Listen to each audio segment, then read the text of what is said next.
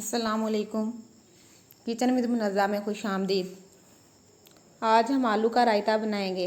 उसके लिए जो अज्जा चाहिए वो नोट कर लें।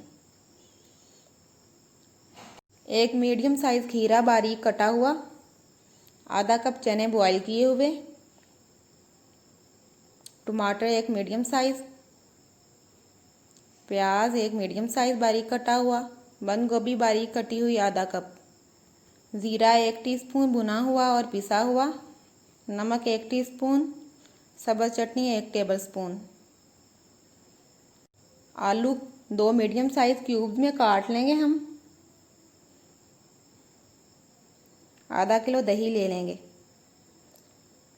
उसमें आलू हमने शामिल कर दिए।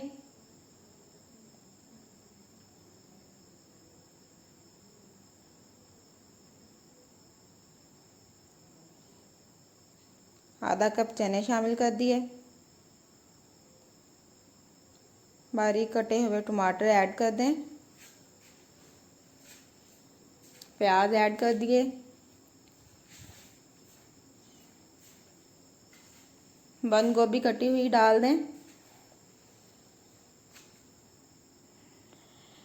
खीरा भी हमने डाल दिया।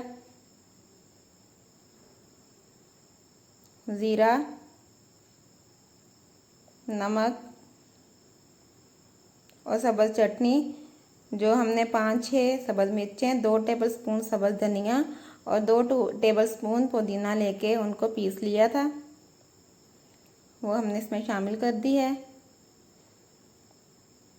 रायता हमारा तैयार है। बहुत मज़े का रायता है ये, आप ज़रूर ट्राई करें।